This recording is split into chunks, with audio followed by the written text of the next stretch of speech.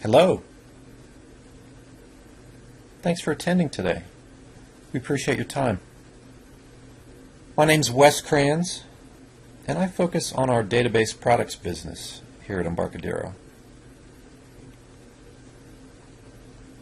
We appreciate you attending our Data U conference, our online event. Funny side note, I've got 4 kiddos at the loudest, funnest house on the block. One of my kids saw these slides yesterday as I was building them, and he's like, "Dad, what is Data U?" I said, "Well, son, it's about data professionals." Of course, he's a little guy. He's like, "Dad, what's data?" He's also the inquisitive one. I knew that conversation was going to go long, so like any good father, I said, "Son, that's a great question. You want to know about data?" He's like, "Yeah, Dad." "Son, go ask your mother. She'll have the answer for you." So off he went. Off I went the other way. But we will talk about data today and really the state of the union around the industry, and the strategic importance that is finally being placed on data and the insights that can be gained from it. So we'll have a little fun along the way. The title of my talk is the top productivity solution for DBAs. And as you might imagine, it's not technology. It's an energy drink. So a little bit more about the state of the union. We will look at some of the pressures being forced on data professionals and DBAs. And unfortunately, we cannot invent more time in the day. So we're just trying to yield a little bit more productivity, and at times we need a little more energy.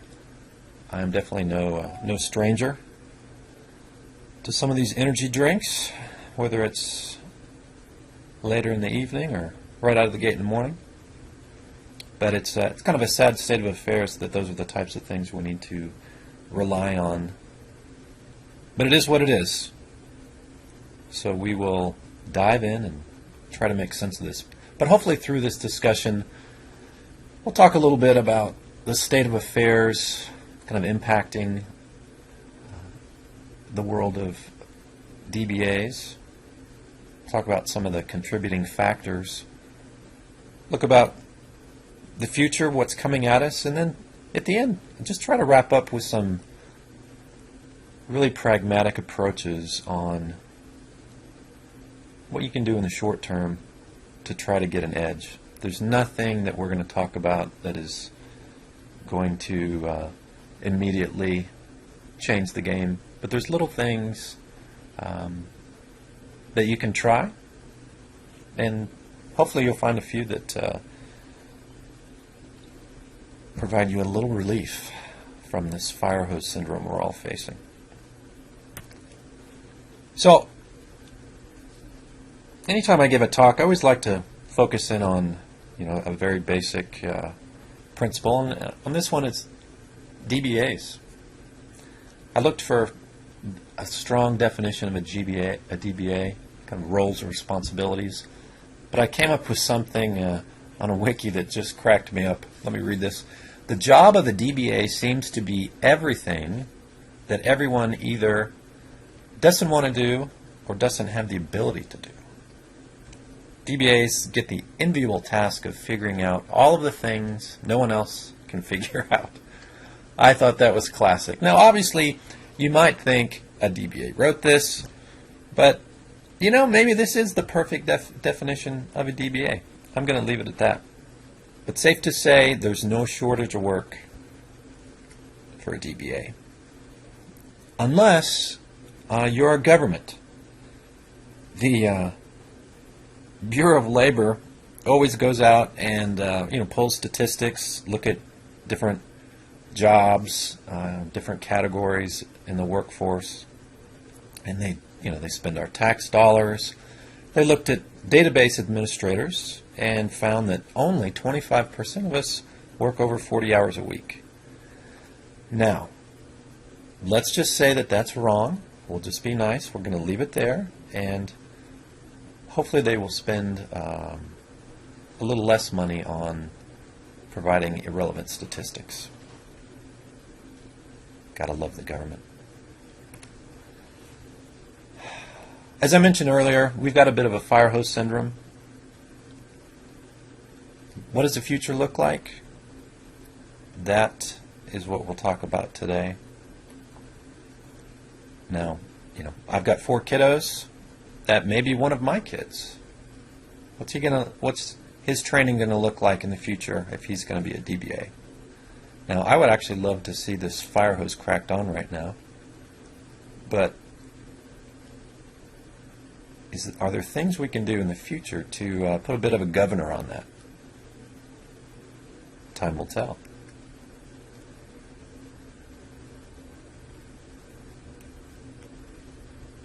So it's interesting the type of world we live in, and I think some of that is contributing to the pressures that's being placed on the DBA workforce. Obviously, we live in a fast world.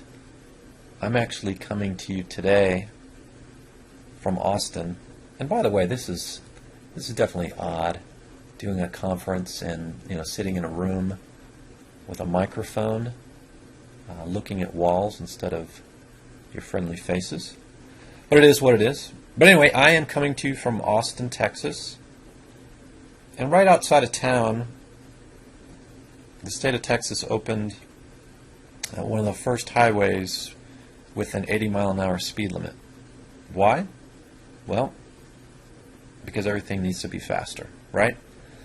And initially, they put a governor on the nighttime speed saying, hey, you know what, guys, we're going to keep it safe at night. No worries, we're going to drop it down to 65. But that was actually soon repealed, and now they've just opened that baby up to 80, 24/7. You got to be fast. 55 wasn't enough. 65, 75. Nope. Let's go higher. And this is happening all around us. The expectations of speed and efficiency and productivity, they're just increasing. People think, hey, you know what? Time's moving on. We need to get faster, and that's impacting us in the technology sector and in the database sector. These are expectations that are shared, and it's also a time when we have tremendous change. As I mentioned, I've got a little corral of kiddos that my wife and I are bringing up in the world. And recently, one of my oldest had a project, and there was some research involved, and of course I shared some old dad stories and mentioned how I used to do research, and luckily I had a set of encyclopedias that I used, and of course he was just dumbfounded that I would actually have a complete set of hardbound books that I would flip through. Kids these days, they don't know what a hardbound book is. But it's interesting to note that Encyclopedia Britannica, they've actually been around, I think, over 275 years. And up until 2010, they would turn the crank on the press every 2 years and come out with a new edition of the encyclopedia. I used those growing up. I had a full set. And times change. In 2010, they said, you know what? The world has changed. We're not going to crank these out anymore. So that has stopped. They now have digital editions of encyclopedias. You can also go out, and most things you can just use your Siri or your phone and just ask, hey, here's a topic, tell me about it, and you find endless information. It's a different world. But when you think about that, in the corporate world, the enterprise space, there's a lot of change happening, whether that's human change, process change, technology change. And it's, again, an expectation that we can absorb that change. But is that a fair expectation? Because technology alone isn't very interesting. It's the people and process that have to drive it. But how quick can we consume that change? I know a lot of folks I talk to spend a tremendous amount of time still on just basic blocking and tackling, and can't quite get out of some of the rut, some of the baggage that these technologies have. And when these great new technologies that are hyped and in most cases overhyped show up, a lot of folks say, well, you know what, this is just going to, you just slip this into your schedule, it's going to change your life, and yeah, you can continue to maintain those old databases, but here's a new one, and let's get that going too. Nice. One of my colleagues came up with this stat. Again, this is from some data, DBA headcount that's forecasted to grow over the next 10 years along with the growth of data. Obviously, we're in a period where data is exploding, and DBA headcount is not exploding. Obviously, you would never expect these to, be on the same trajectory. But I think the disparity is going to grow in the future. But the real question in the future is, how much data are DBAs going to be managing on average? And is this data going to be housed in significant repositories or just an extensive number of smaller repositories? Sure, it's going to be cut across different types of technology, different types of data. But again, it highlights the challenge.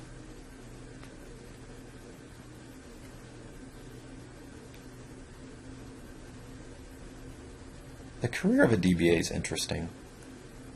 You can go out and find lots of different sources. Here is an article from Money Magazine. They went out a couple years ago and did a study on the top jobs. And the DBA came in at number 5, which is it's actually fantastic. Now you can read about, well, what do they do all day? And this talks about information explosion, and somebody has to keep track of that. And it does say that a DBA mines all of the data in a company's storehouse. Now that makes it sound easy. It's just, one nice neat place that you're putting this data. Keep it safe and make sure it's easily accessible. Well, that's job security, because those just few tasks right there are a mountain to climb. Now, I did get a little bit of a laugh on the quality of life ratings. Obviously, we've got a little bit of stress going on, and apparently we're not benefiting society much. But the great thing is the flexibility. And I think that is due to the fact that all of our bosses will let us work at home, at the office, and while we're on vacation. So good old technology travels with us. Feel free to use it constantly, whenever, wherever. Thank you. But seriously, great news, a great future. This shows job growth at 30% over the next 10 years. That's phenomenal. Now again, you can go look at the government study. I think it throws it at about half that, but those are still tremendous numbers. So this is a great place to be. It's a bit stressful. Let's talk about a little bit more on that in a few minutes. As I mentioned earlier, data is important, and data is finally, getting into the spotlight. And let me read this. Business executives and IT managers are increasingly referring to information as one of their organization's most critical and strategic corporate assets. Certainly, there is a sharp rise in enterprises leveraging information as a performance fuel, competitive weaponry, and a relationship adhesive. Aside from the cool marketing words, fuel and adhesive, let's just make it easy. Data is important. People are finally realizing that. So they're placing a lot more strategic focus on understanding it, on organizing it, and on understanding it and making decisions using it. So that's great news. Again, that fuels the industry, provides a lot of opportunity and job growth and job security. Here's something from The Economist. It basically kind of buoys that same thought. Companies that rate themselves substantially ahead of their peers in their use of data are 3 times more likely to rate themselves as substantially ahead in financial performance. Data is important. Data is strategic. But capturing the data and making sense of it continues to be a mountain to climb. And even on the foundation of this thing, all the data bases, all the data storehouses, as Money Magazine refers to them as, just keeping these things up, keeping them optimized, keeping them secure, much easier said than done.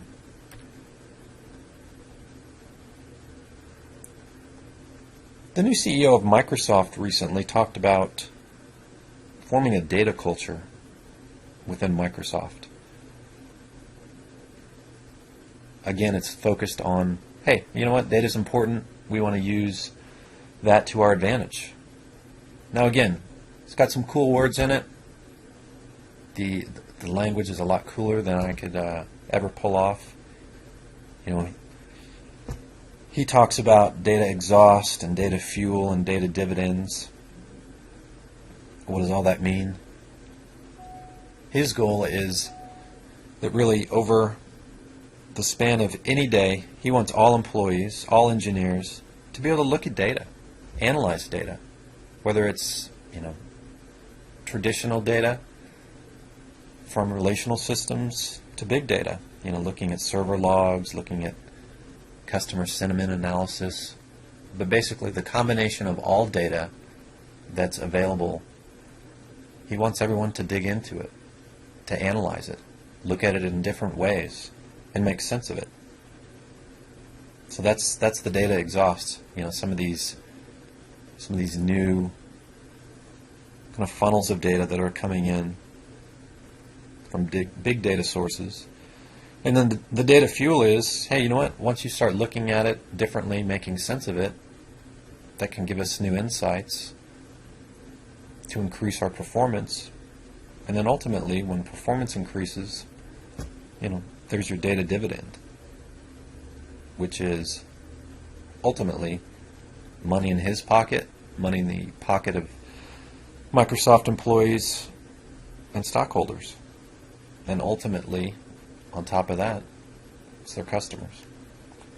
So cool stuff. They've got some cool language. But again, it's focused on data. It's important. Let's jump into reality. Here's a study from Unisphere which says, okay, if data is important, if DBA job growth is on the way up, if DBAs are valued, why is it so stressful? Why aren't we able to get as much done as we want to get done? Well, if you look at this study, it's interesting. I mentioned blocking and tackling earlier. DBAs could spend their time on a lot of different things. But just keeping these databases up and running, keeping them running well, keeping them running to spec, keeping them running securely, it's a lot harder than it should be, which is ridiculous with all of the technology around, all of the software around, all of the tooling around. It's still hard. And it's hard because the numbers and types of databases out there are plentiful. It's not often you find just one company with, one vendor of choice for DBAs, and everybody knows it. Everybody all has amazing skills. It doesn't work that way. These are heterogeneous environments with folks coming from different backgrounds with different skill sets that all have to work together to make sense of this, all the time when teams are running pretty mean and lean, and there's a tremendous velocity of change. As I mentioned, change is it's happening at higher and higher rates. It's expected because speed is expected. So companies want their businesses to be able to move quicker. But when all this flows down to the DBA level, you can tell we're still spending time on some very core and very basic tasks. And that's an opportunity.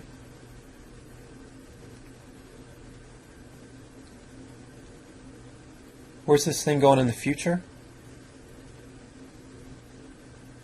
I don't think anybody has a crystal ball that's going to be able to completely nail this thing. I can tell you that there's a lot of data out there in a lot of different places, and a lot of new types of technology that are coming in that ultimately will be managed by enterprise DBAs. So you can think about the future, whether the data is in a traditional database, it's in a data mart, a data warehouse, it's sitting in a big data repository, whether it's NoSQL, completely unstructured. There's going to be data of all types and really all sizes available. And the DBA of the future will have the tooling that cuts across all the different technologies to make sense of it all, to be able to leverage automation so their depth of knowledge does not have to be at parity across all platforms. They can leverage tooling to perform a lot of tasks in an automated form. Automation is on here. Think about automation from a perspective, pick a phone. It used to be a phone you just talked on, right? Well, now, whether it's fingerprint recognition or speech recognition, mapping, you can tell these phones to do a lot, and it will do it with pretty high levels of accuracy. We will get there on the database world. We're taking steps today. Well, let me back up. We've made huge strides in the past just to get to where we're at today, but we still have a lot of work to do. But automation will play a huge part in this. A lot of the blocking and tackling that I hear all the time, a lot of that is going to be more automated in the future, and that's good news. Cloud environments, they've already made a big impact. The adoption from a corporate perspective will continue over time. There's no doubt about that. But the elastic nature of some of the capabilities of these cloud environments is tremendous. Also, the provisioning aspect is tremendous. Security is always a concern, but that trend is not going to go down. It's just going to get better. Virtualization, the same thing. So these are things, again, that will help the role of a DBA. And then finally, I mentioned earlier, technology by itself is not interesting. Early in my career, I was in a management consulting firm doing a lot of technical work, and I learned a lot about how you've got to have the right processes and the right people in the right places to put a really fully optimal system in place. In teams of DBAs today, they're flooded with questions. They spend a lot of time sharing tribal knowledge. They spend a lot of time trying to understand what has happened. and at times it's difficult for them to communicate with each other. So there will definitely be new methods of work, new types of workflow, new ways to link systems together. But the bottom line is the human aspect of managing data and data repositories will be much more linked. And on top of that, the aspect of tribal knowledge is going to be much more important. And the thing is, collaboration is a term that's been wildly used, overused. People kind of have it in their mind what it means, and they say, "Yep, we get it, we understand it." But the ways in which collaboration can take place and the value that it can have will take a new trajectory in the future. Because again, these systems aren't going to run themselves to a degree. People will always be involved. So the future will be how these people can link together more efficiently to move faster.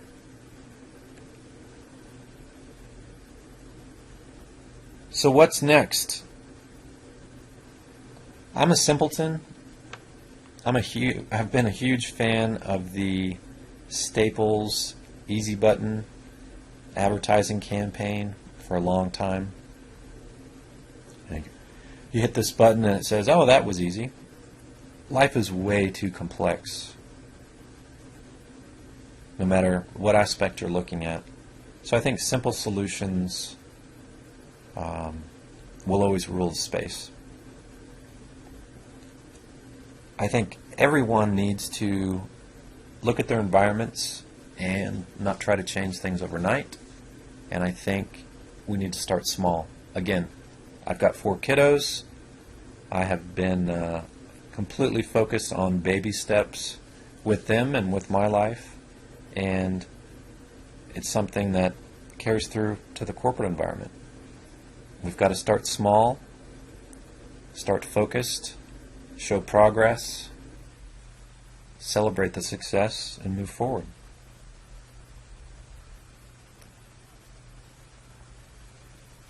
A quick story from our military. My dad was actually in the military, part of the Navy. Interestingly enough, he was part of the UDT, which is the Underwater Demolition Team, a precursor to the SEALs. And when you're in the military, what do you do when you wake up? Well, you learn very quickly to make your bed to perfection every day. You do it every day. Why is that? Well, it's for a couple reasons. Number one, within the first few minutes of every day, they have a success. Nobody can take that from them. They can check it off the list. And in their mind, they know they've accomplished a goal already. They've done it to perfection. And they move forward. The other thing is, life throws a lot of curves at you. When you have a horrible day, what do you come back to? A nicely made bed. So what does all this mean to us? It means let's focus on building a good, strong foundation to build success, something that we can carry forward, start small, and make progress on. Some of this is just basic discipline. So one exercise for you to try, something that you can focus on a daily basis, something that you can start feeling good about in an interesting way. Try to reclaim time. As I mentioned earlier, we can't make more time in the day. There's 24 hours, and unfortunately some of us work a lot of those hours. But here's the challenge, and this is something I talk to my team about a lot. What can we do to help our customers save time. I even talked to my team about what can we do here at Embarcadero to save time, because we're all in the same situation. We've got a lot to do. And when you think about your workday, what if you could just save 15 minutes here or there? Well, you know what? You can move to the next thing. You can get more productive. And once you do 15 minutes a day, can you do 20 minutes the next day? Start thinking about that. Start thinking about how you can do things differently. You know, from the DBA world, how many questions do you get a day? How many times do you have to answer those questions the same way? What if some of that was self-service? What if people could get those answers without you? What if you spent time, looking at a performance bottleneck? What if you spent way too much time on that? And what if you could have some tooling to get you a shortcut to the answer, to make it move forward? What if there was some process challenges around keeping environments synchronized from dev, QA, pre-prod, prod? There's a lot of challenges in the environment. What can you do today or tomorrow? Pick one area, try to save time. It's a challenge. Give it a shot. It's interesting to see what you might find. And when you're successful, celebrate it and try it again. And if you can do it, try to save more time. Try to save 20 minutes the next time. And if you continue to do that, some of the work methods you can start sharing with your team and with the organization. And that's one small way to start tampering down this fire hose. So this is, again, all about, well, how's life going to get easier? I think over time, there's probably 5 things that will contribute to this. Tooling, as I mentioned, is imperative. Right now, everybody's being forced to find ways to work smarter. Tooling helps. It can help significantly.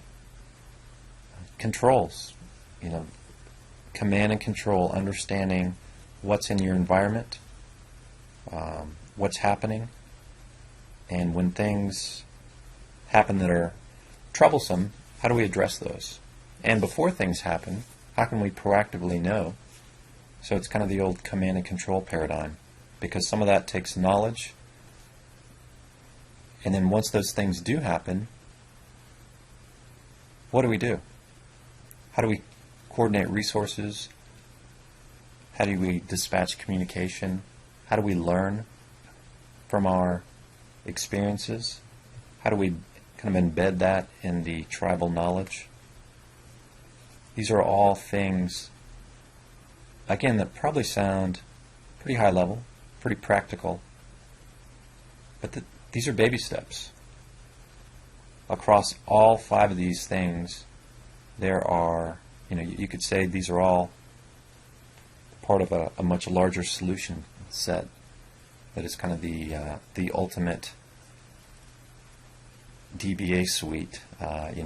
These are the types of things that on a daily basis, this is our world. This is the type of thing that we have to understand is what's our capacity? What are we being asked to do? How do we sort through and prioritize these things? How do we let people know what's going on, what's happening, what's coming up? But what can we do to get more efficient? What can we do to establish better communication methods? And what can we do to better understand our environments and better respond to change? And how do we move quickly? These are all things that, as a company, we're focused on further embedding in our products, but they're really all focused on what do we do to save time? What do we do to provide additional automation. And that's how over time DBAs will start to free up from spending all their time, or a large majority of their time, on the blocking and tackling, and will be able to free up to start kind of being the ambassador of data, to be able to be a more strategic force in understanding not the blocking and tackling, but being able to look at database technologies, being able to look at data, and being able to try to be part of the strategic conversation on what direction to go, how existing investments can be leveraged more fully, a completely different type of role and responsibility. But to get there, we've got to get some monster relief, and we've got to get these 5 things under control, taken to a completely different level. We're going to wrap on caffeine. Another takeaway from the talk: Monster runs about 92 milligrams of caffeine. Call it about 3 Cokes. Just wanted to point out, if you look towards the bottom, towards the Rockstar and the 5-hour energy extra strength, if you guys do need the ultimate boost in the short term, before you try some of these things, that's kind of almost a 3-fold improvement on the caffeine side. Now, what that's going to do to you, I don't know, but if you need it, go for it. Guys, that's the talk. I want to open it up to questions. I appreciate your time. And again, it's an interesting time we live in, but the great news is data is seen as strategic. Data is growing. The DBA job is firmly solidified. Right now, it's a bit of a fire hose syndrome. We don't have the right, I think the right solutions in the market today to help address some of the needs, simply because the workforces are lean and there's a lot of very rudimentary tasks moving forward. But there's things we can do in the short term and the long term to alleviate this, to get us to a much more strategic focus. But again, thank you. And now let's open it up for questions. Yes, Sebastian had some interesting insights. Just he thought that I would probably love management consultants and project managers that enjoy time boxing and allocating DBA time. And my response to him was, absolutely. Until you walk in these shoes, everything can look easy. Like, oh yeah, being a DBA, all those tasks, let me just slice up your time, and it's a walk in the park.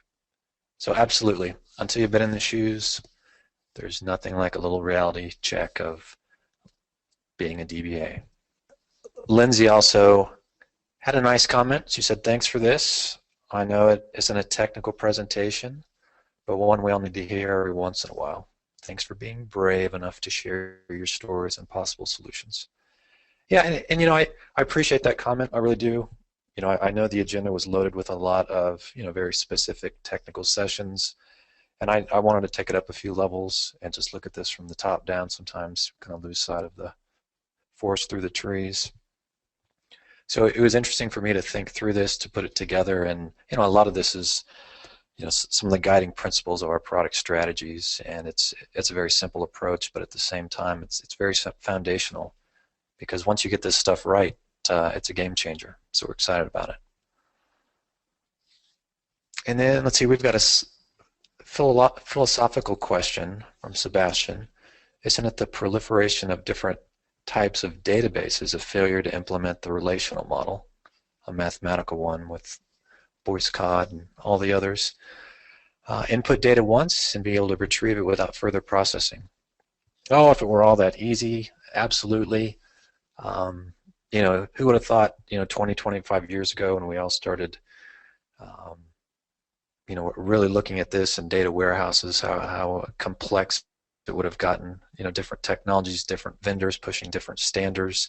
But it's kind of it's it's a free society. Everybody looks at things a little differently, and everybody tries to one up each other. It's kind of the competitive forces that drive all of us. So it would be great if it were that simple, but at the same time, it's kind of an exciting time in the industry. There's a lot of new thinking, a lot of new ideas, and new technologies. So it's probably been a little longer trip to the place we wanted to get to, but we'll get there. And then Alf is open for new employees to fill sudden vacant DBA places.